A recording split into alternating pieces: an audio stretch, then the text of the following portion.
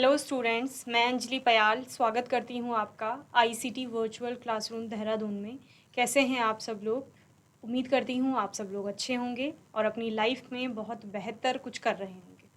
आज हम बात कर रहे हैं क्लास 10th के साइंस की, जिसमें हमारा चैप्टर 4 के क्वेश्चन आंसर्स हम आज के इस सेशन में लेंगे। तो इसके कुछ एक्स्ट्रा क्वेश्चंस हैं वो हम देखेंगे। यहाँ पर क्वेश्चंस पूछे जाएंगे, आपको उनके आंसर्स बताने हैं। ओके, साथ में आप क्वेश्चन आंसर्स नोट भी करेंगे। ओके, चलिए। तो 4th चैप्टर था हमारा कार्बन एंड इट्स कंपाउंड, यानी कार्बन एवं उसके यौगिकों की बात हम यहाँ पर कर रहे थे। तो इसी का हम पहला प्रश्न लेंगे।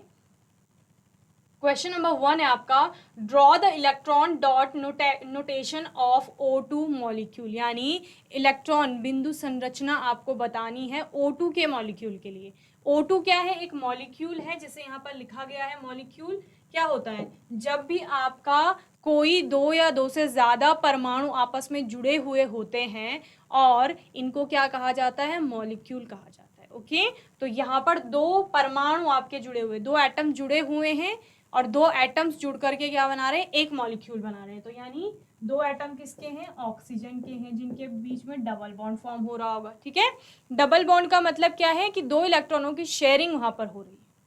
दो ही इलेक्ट्रॉन आपके ऑक्सीजन को चाहिए होते हैं, तो वहां पर दो इलेक्ट्रॉनों की शेयरिंग आपस में करते हैं, यानी दोनों क्या कर रहे होंगे? अपने अपने इलेक्ट्रॉनों को शेयर कर रहे हैं। ठीक है, ये इस ऑक्सीजन के हैं और ये इस वाले ऑक्सीजन के हैं।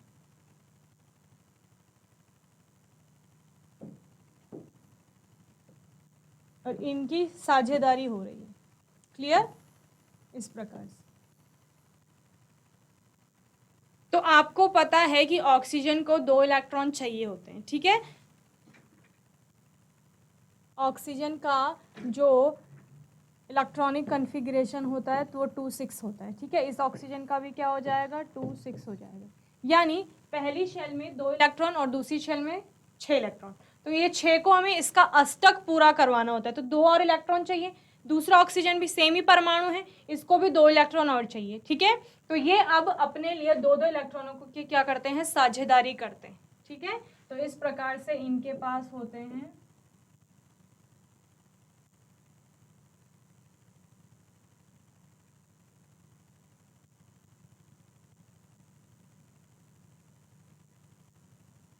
इन दो इलेक्ट्रॉनों की ये साझेदारी करेंगे। ठीक है, तो जब दो इलेक्ट्रॉनों की साझेदारी करते हैं तो आपका किस प्रकार की संरचना बन जाएगी? ये इस ऑक्सीजन के दो इलेक्ट्रॉन है, बाह्यतम कक्षा की बात कर रहे हैं। ठीक है, और यहाँ पे दूसरा ऑक्सीजन है, इसके भी दो इलेक्ट्रॉन हैं इधर रखे हुए।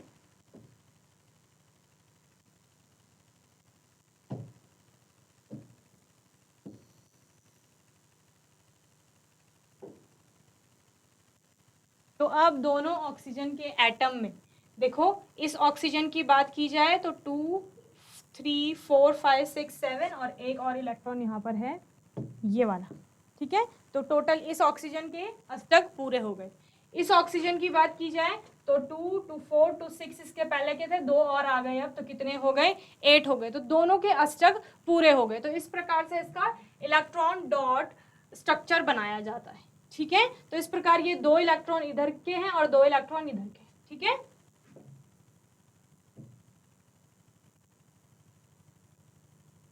दो इलेक्ट्रॉन आपके इस ऑक्सीजन के हैं और ये दो इलेक्ट्रॉन इस ऑक्सीजन के। क्लियर? तो दोनों के अब अष्टक पूरे हो रहे हैं, यानी 8-8 इलेक्ट्रॉन दोनों में पूरे हो रहे हैं। ठीक है, तो इसी प्रकार से अगर किसी भी अन्य मॉलिक्यूल का आपको इलेक्ट्रॉन डॉट स्ट्रक्चर के बारे में पूछा जाता है तो आप वो बता ले जाएंगे। क्लियर है? चलिए जल्दी से नोट करिए इस क्वेश्चन के आंसर को।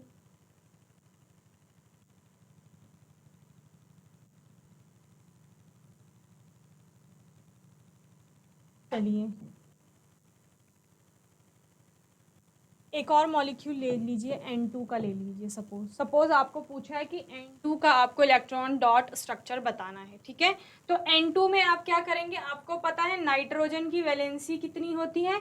नाइट्रोजन के बाह्यतम कोश में 5 इलेक्ट्रॉन होते हैं, तो उसे 3 और इलेक्ट्रॉन की आवश्यकता होती है वहां पर, ठीक है।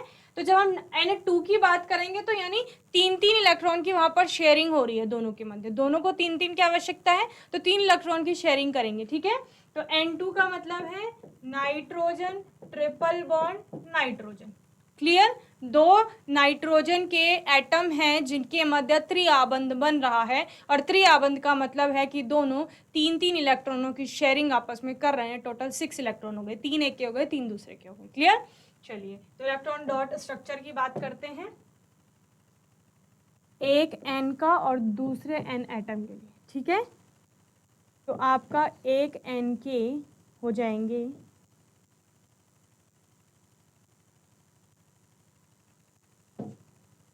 इस प्रकार, 3 इलेक्ट्रॉन दिखा देंगे एन के,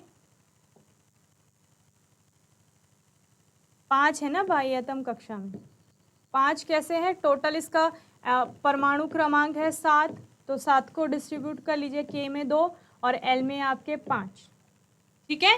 तो बाह्यतम कोश की बात करेंगे इसकी, तो 5 इलेक्ट्रॉन, तो 1 2 3 4 5, 5 इलेक्ट्रॉन, ठीक है। इस वाले एन की बात करेंगे, सेम हो जाएगा, यहाँ पर भी 1 2 3,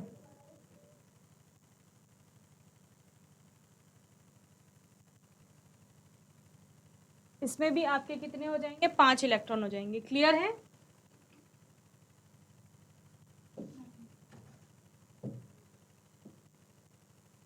तो ये आपस में इस प्रकार साझेदारी करेंगे।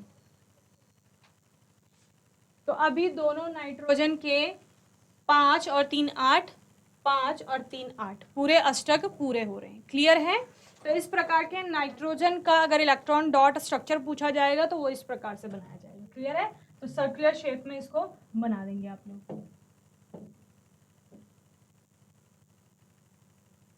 ठीक है, पूरे सर्कल के रूप में, जैसे आपने ऑक्सीजन के बनाए थे, क्लियर है ना। तो इस प्रकार ये नाइट्रोजन का हो गया इलेक्ट्रॉन डॉट स्ट्रक्चर। किसी का भी आपको इलेक्ट्रॉन बिंदु संरचना अगर पूछी जाती है तो वो आप आराम से बना ले जाएंगे, क्लियर है।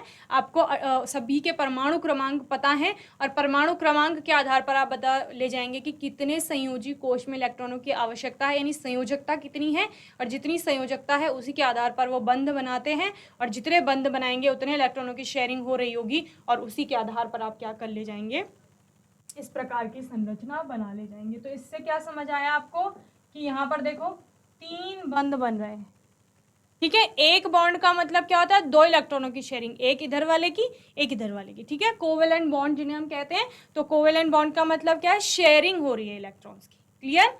चलिए नेक्स्ट क्वेश्चन हम अपना देखेंगे, name a molecule that has triple bond.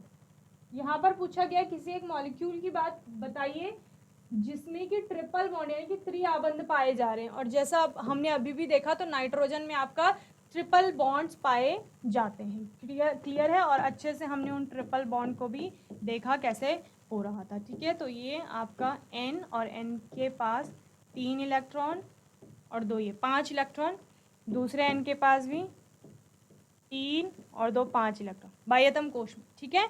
तो इस प्रकार से ये 3-3 इलेक्ट्रॉनों की शेयरिंग करके क्या बनाते हैं, ट्रिपल बॉन्ड यानी कि त्रिआबंध बना रहे हैं, और कौन से, त्रिसहसंयोजी आबंध, ठीक है, यहाँ पर बन रहे हैं त्रिआबंध। चलिए जल्दी से नोट करेंगे इसे।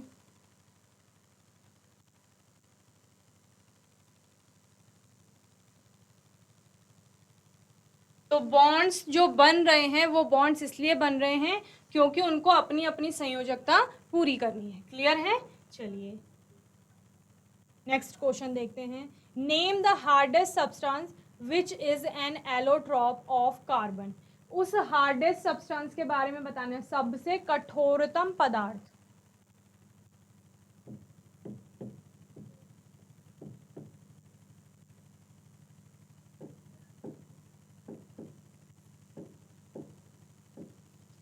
जो कि कार्बन के अपरूप के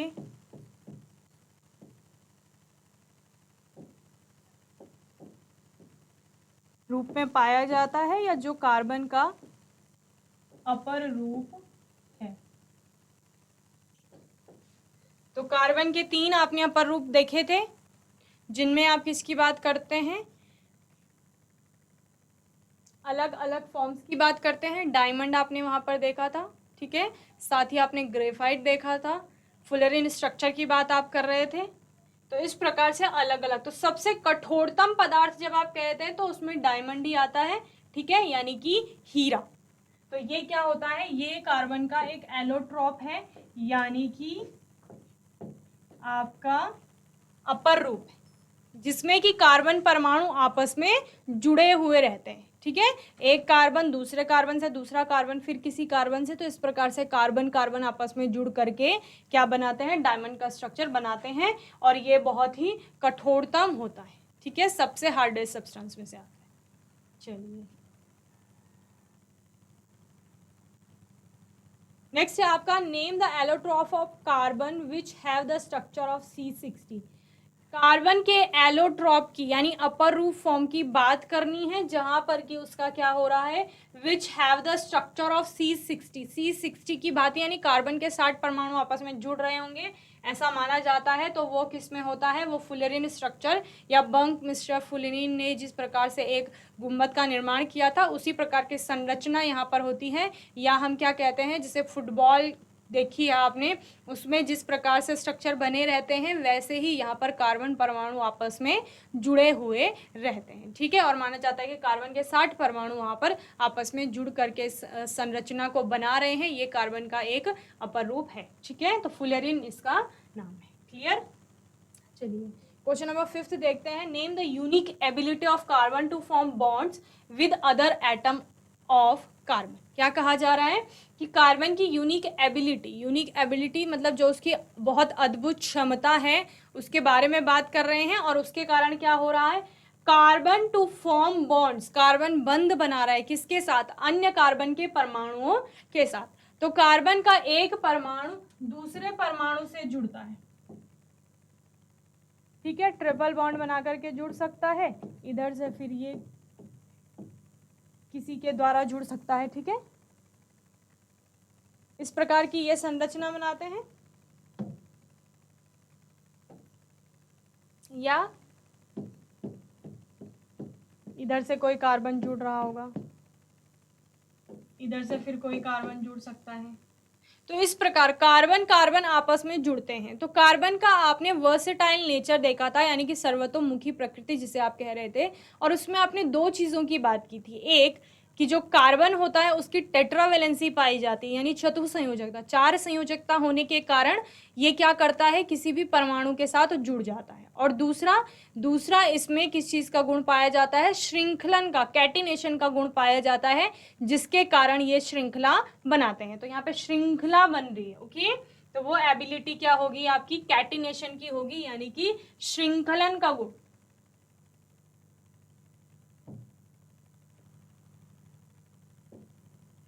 श्रृंखलन का गुण, और श्रृंखलन के कारण ही ये क्या करता है, कार्बन परमाणुओं से जुड़ता है इस प्रकार से, ठीक है, श्रृंखला में। तो इसीलिए इनके बहुत सारे आपके जो कार्बन है वो आपस में जुड़ करके अलग अलग यौगिक अपने बनाते हैं, क्लियर है।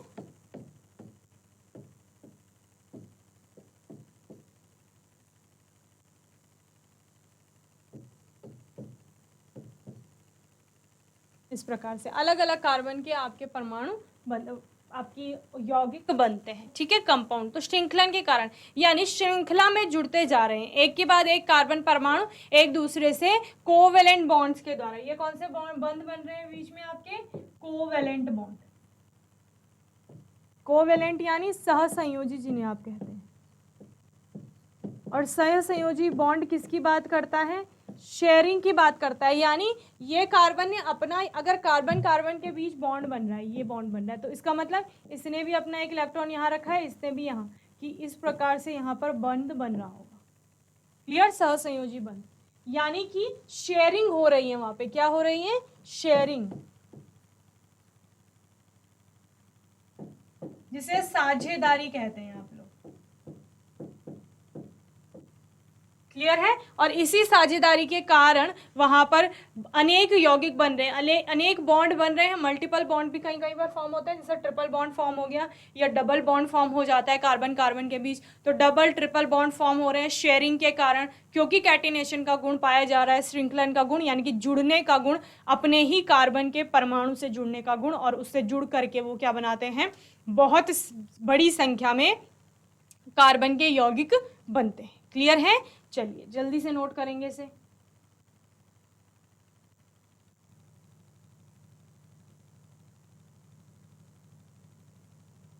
चलिए नेक्स्ट क्वेश्चन देखते हैं। नेक्स्ट क्वेश्चन है mention the two characteristic features seen in carbon. Carbon में दो विशेषताएं बतानी है जो कि कार्बन में देखने को आपको मिलती है। ठीक है, तो टेट्रावेलेंसी और कैटिनेशन जो मैं आपको अभी बता चुकी हूं पहले ही, वही है इसका गुण। ठीक है,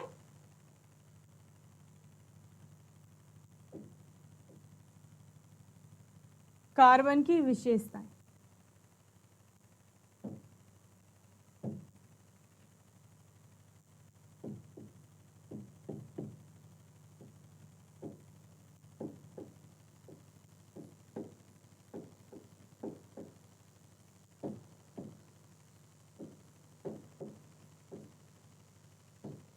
तो कार्बन की दो मुख्य विशेषताएं क्या हैं? जब हम इसका क्या पढ़ रहे थे, हम पढ़ रहे थे इसका वर्सेटाइल नेचर, यानी सर्वतोमुखी प्रकृति।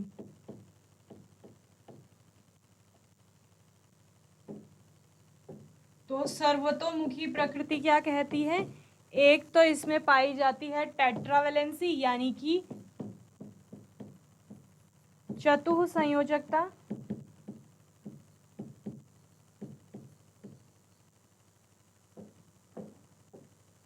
ओके। और दूसरा इसमें क्या पाया जाता है? दूसरा इसमें पाया जाता है कैटिनेशन यानी श्रृंखलन का गुण। क्लियर। तो चतुः संयोजकता क्या कहती है? चतुः संयोजकता कहती है कि कार्बन की वैलेंसी होती है 4। कार्बन की वैलेंसी 4 होती है। 4 का मतलब क्या है कि कार्बन का होता है एटॉमिक नंबर यानी परमाणु क्रमांक 6। तो 6 को जब आप डिस्ट्रीब्यूशन करेंगे, वितरण करेंगे इलेक्ट्रॉन का, तो कैसे हो जाएगा?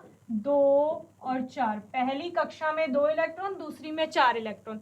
तो दूसरी में 4 इलेक्ट्रॉन है, अष्टक पूरा करने के लिए 4 और इलेक्ट्रॉन चाहिए, तो इसकी वैलेंसी हो जाती है 4। तो फिर ये क्या करता है? फिर ये 4 इलेक्ट्रॉन तो एक साथ किसी को नहीं देगा, ठीक है। 4 इलेक्ट्रॉन देगा तो फिर क्या हो जाएगी? वहां पर धनावेश में वृद्धि हो जाएगी नाभिक में। और अगर ये 4 और इलेक्ट्रॉन किसी से ग्रहण करेगा तो ऋणावेश में वृद्धि हो जाएगी इसके, धनावेश में वृद्धि होने इसका। और दूसरा, ये 4 इलेक्ट्रॉन देने के लिए उसको बहुत ज़्यादा एनर्जी देनी पड़ेगी। इलेक्ट्रॉन जब बाहर निकलता है तो एंथैल्पी देनी पड़ती है, ऊर्जा चाहिए होती है, तो उसकी मात्रा बहुत ज़्यादा होगी, तो इतना पॉसिबल नहीं है। और 4 इलेक्ट्रॉन को आपके ये कुल तो कितने हो गए? 6 हो गए धनावेश, 2 और 4 6 इसका क्या है? परमाणु क्रमांक है। तो यानी प्रोटॉनों की संख्या भी कितनी है? 6 है नाभिक में।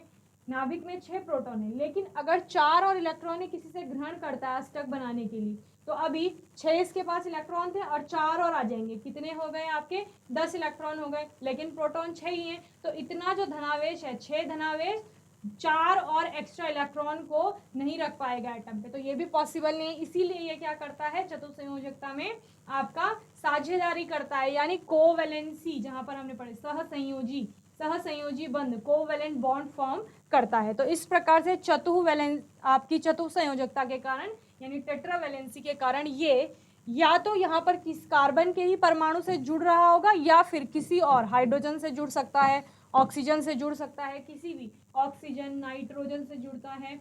और हाइड्रोजन तो इसके साथ बहुत अच्छे से बॉन्डिंग करते हैं, जहां पर हम देखते हैं कि हाइड्रोकार्बन्स आपके फॉर्म होते हैं। जैसे कार्बन की वैलेंसी 4 हो गई, ठीक है, तो उससे 4 हाइड्रोजन एटम जुड़ करके क्या बनाते हैं? आपका मीथेन बना देते हैं, ठीक है, CH4।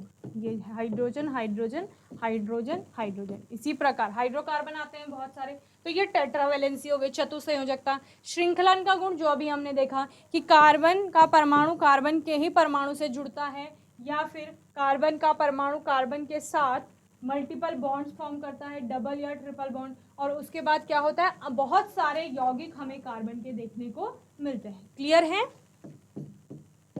इस प्रकार से तो इसको जल्दी से नोट करेंगे। यही इसकी दो मुख्य विशेषताएं हैं कार्बन की, जिसके कारण ये एक बहुत बड़ी संख्या में कार्बन के यौगिक बनाता है, और इन्हीं दो गुणों के कारण इसके इतने ज्यादा यौगिक हमें देखने को मिलते हैं। क्लियर है?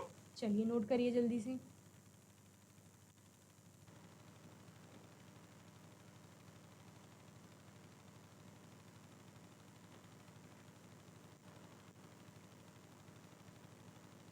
चलिए नेक्स्ट क्वेश्चन देखते हैं। क्वेश्चन नंबर 7 है, name the first organic compound synthesised by Wohler. Wohler के द्वारा जो पहला आपका कंपाउंड था, ऑर्गेनिक कंपाउंड यानी कि कार्बनिक रसायन जिसे कहा जाता है, ठीक है, कार्बनिक यौगिक। कार्बनिक यौगिक को किसमें पढ़ते हैं आप? कार्बनिक रसायन के अंतर्गत पढ़ते हैं। कार्बनिक यौगिक कौन से हैं? जो कार्बन से बने हुए यौगिक हैं, यानी कार्बन के जितने भी कंपाउंड होंगे उनको ऑर्गेनिक कंपाउंड्स कहा जाता है, और जिस केमिस्ट्री के अंतर्गत आप इनको पढ़ते हैं उसको ऑर्गेनिक केमिस्ट्री या कार्बनिक रसायन कहा जाता है। तो वोलर के द्वारा सबसे पहले सिंथेसाइज होने वाला, सबसे पहले बनाया जाने वाला कार्बनिक यौगिक यूरिया था। ओके, जल्दी से नोट करेंगे इसे।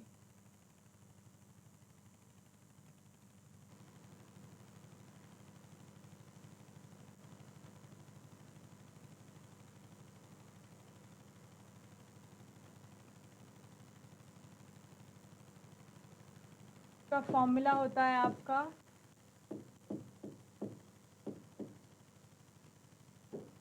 CH4N2, ठीक है, और इसको क्या लिखा जाता है? इसको इस प्रकार भी लिखा जाता है NH2CO NH2, ठीक है। चलिए नोट करिए जल्दी से।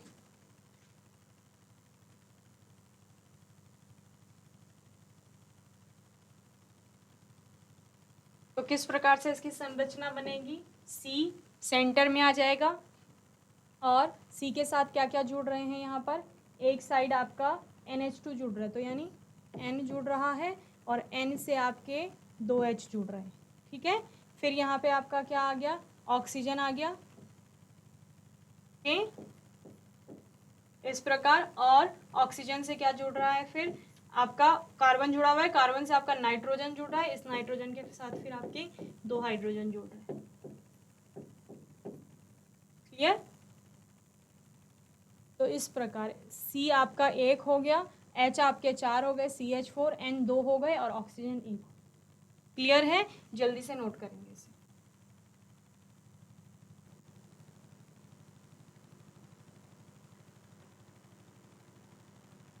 चलिए नेक्स्ट क्वेश्चन देखते हैं। Write the general molecular formula of alkane series. Alkane series का आपको जनरल मॉलिक्यूलर फॉर्मूला बताना है, ठीक है। तो वो है CnH2n+2, ठीक है, CnH2n+2, जहां पर N क्या होता है आपका? N is equal to number of carbon atom,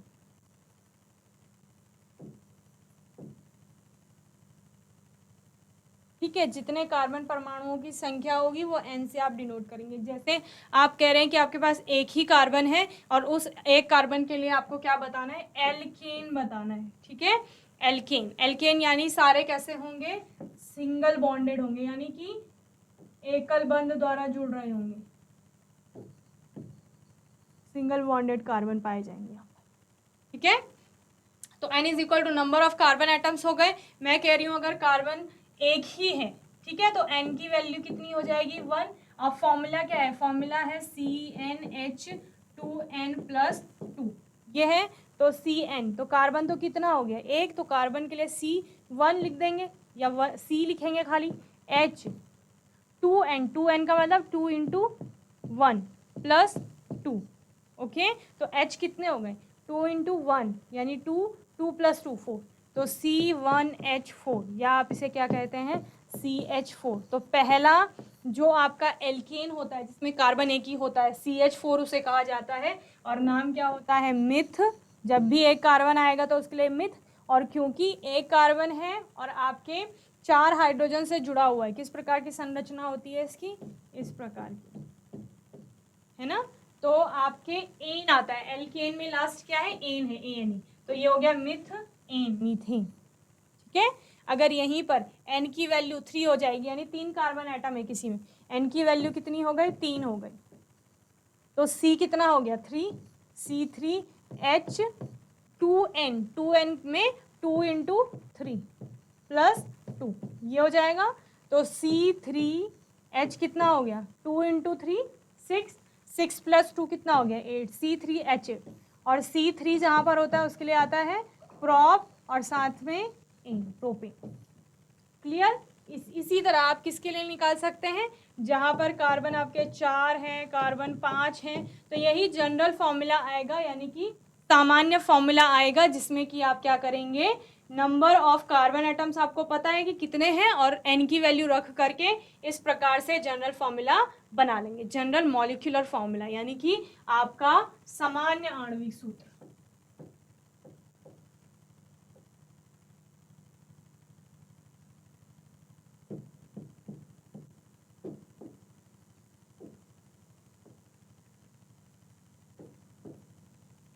clear है, नोट करेंगे जल्दी से।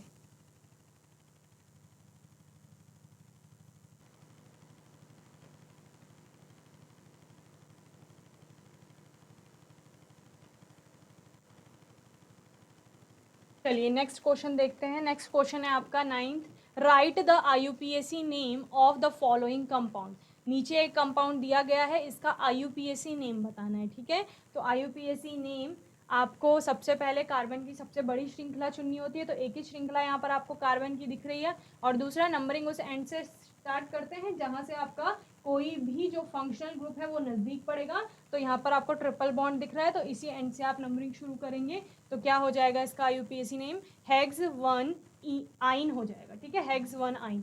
ये क्या है, पहला कार्बन ये है, ये इस प्रकार की संरचना है, CH3 CH2 CH2 CH2 C triple bond CH।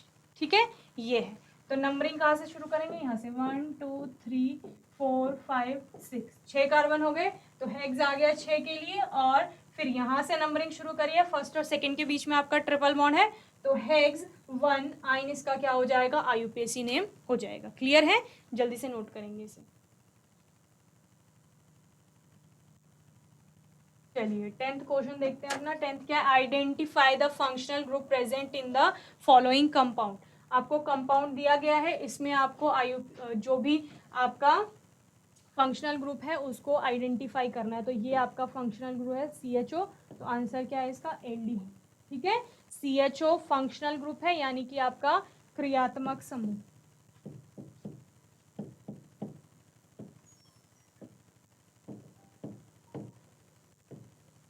तो इसी तरह से कोई भी आपका क्वेश्चन आ सकता है जिसमें आपको फंक्शनल ग्रुप को क्या करना है, आइडेंटिफाई करना है। ये कंपाउंड था, इसमें ये फंक्शनल ग्रुप है और जिसका नाम क्या है, एल्डिहाइड है। ओके, तो बच्चों आज के सेशन में हमने चैप्टर 4 के क्वेश्चन आंसर्स देखे। होपफुली इतने क्वेश्चन आपको अच्छे से समझ में आए होंगे। आपको इन क्वेश्चन को रिवाइज करना है, घर पर पढ़ना है, और आने वाले सेशन में हम कुछ और नया टॉपिक लेकर आएंगे। तब तक के लिए ICT वर्चुअल क्लास से जुड़ने के लिए धन्यवाद।